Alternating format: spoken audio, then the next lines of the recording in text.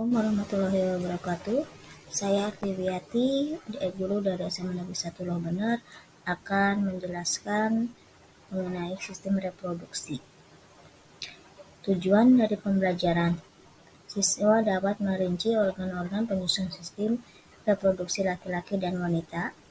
Siswa dapat menjelaskan fungsi dari organ reproduksi laki-laki dan wanita, dan siswa dapat menjelaskan fungsi hormon kelamin pada laki-laki dan wanita. Nah, kita lihat di sini pada materi sistem reproduksi. Dapatkah Anda menyebutkan organ-organ penyusun sistem reproduksi laki-laki dan wanita? Bagaimana proses terbentuknya janin di dalam sistem reproduksi wanita? Nah, ini adalah alat kelamin pria, ini adalah alat kelamin wanita, dan ini adalah janin yang berada di dalam rahim wanita. Nah, kita lihat di sini materi tentang sistem reproduksi pada laki-laki. Nah, organ reproduksinya itu terdiri dari skrotum atau kantong pelir, kemudian yang kedua testis, kemudian di dalamnya itu terdapat saluran reproduksi.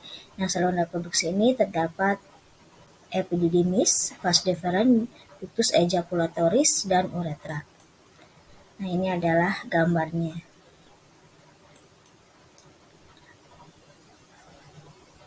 Sedangkan yang keempat dari organ reproduksi laki-laki itu adalah kelenjar aksesori.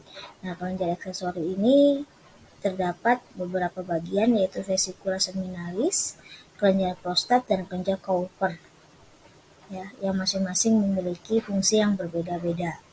Nah, contohnya vesicula seminalis ini fungsinya untuk menutrisi dan melindungi sperma. Kalau kelenjar prostat fungsinya meningkatkan motilitas sperma pada pH optimum, yaitu antara 6 sampai 6,5, sedangkan kelenjar Cowper itu nantinya akan menghasilkan cairan bersifat basah yang mengandung mukus atau lendir untuk pelumasan. Nah, selanjutnya yang kelima dari alat reproduksi laki-laki yaitu penis. Nah, hormon yang terdapat pada kelamin laki-laki itu ada 3, yaitu hormon testiskular atau kita sebut dengan testosteron, ya. Kemudian yang kedua adalah hormon hipofisis. Nah, di sini berperan dalam pembentukan spermatogenesis, dan ada lagi yang kaitannya di dalam proses pembentukan spermatogenesis itu ada hormon FSH dan LH, ya. Nah, di sini nantinya akan menghasilkan atau mensekresikan hormon testosteron. Dan yang ketiga adalah hormon hipotalamus, ya. Ini merangsang hipofisis untuk mengeluarkan LH dan FSH.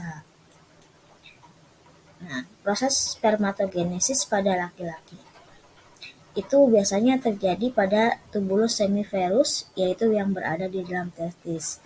Nah, tahapan dari proses spermatogenesis itu yang pertama adalah mitosis, kedua meiosis, ketiga spermatogenesis, dan yang keempat adalah spermiasi.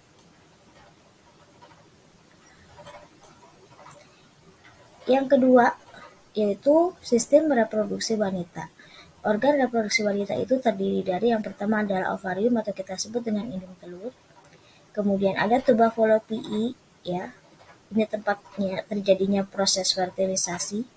Kemudian yang ketiga adalah uterus. Nah, uterus ini berfungsi sebagai tempat implantasi zigot, ya, dan pertumbuhan janin. Nah, kemudian selanjutnya adalah vagina. Vagina itu tempat jalannya atau tempat lahirnya bayi, ya. Kemudian ada vulva. Vulva ini adalah ada bibir besar atau yang kita sebut dengan labia mayora. Kemudian ada labia minora yaitu bibir kecil. Kemudian dilengkapi dengan klistoris, vestibula, orifisium, uretra, dan mulut vagina. Nah, ini adalah alat kelamin pada perempuan bagian luar dan bagian dalam. Nah, hormon yang terdapat pada wanita yaitu yang pertama adalah estrogen, dihasilkan oleh ovarium dan plasenta, ya. Kemudian yang kedua adalah progesteron. Progesteron ini dihasilkan oleh ovarium dan plasenta, fungsinya untuk merangsang pertumbuhan endometrium. Dan yang ketiga adalah luteinizing hormone atau kita sebut dengan LH. Di sini akan memproduksi estrogen dan progesteron. Ada lagi FSH, yaitu follicle stimulating hormone, yang di sini merangsang ovarium untuk memproduksi estrogen dan progesteron dan memacu pertumbuhan sel telur. Kemudian ada gonadotropin releasing hormone di sini untuk menghasilkan LH dan FSH. Kemudian ada human chorionic gonadotropin atau disebut dengan HCG. Ini berfungsi untuk mempertahankan produksi progesteron dan estrogen oleh ovarium. Nah, kemudian yang terakhir adalah laktogen plasenta. Di sini untuk merangsang pertumbuhan kelenjar mamai untuk persiapan laktasi dan menyediakan energi bagi ibu yang hamil. Ya. Nah,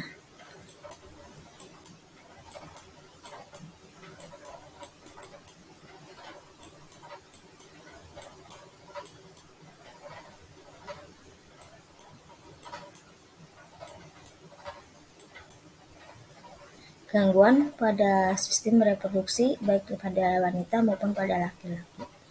Yang pertama itu misalnya kanker payudara, ovarium polikistik, kanker vagina, endometriosis, penyempitan tuba fallopi'i, kemudian mioma pada bagian uterus. Nah, sementara yang laki-lakinya adalah disfungsi ereksi, kanker penis, ya, uretritis, dan prostatitis. Nah, itu saja yang bisa saya sampaikan.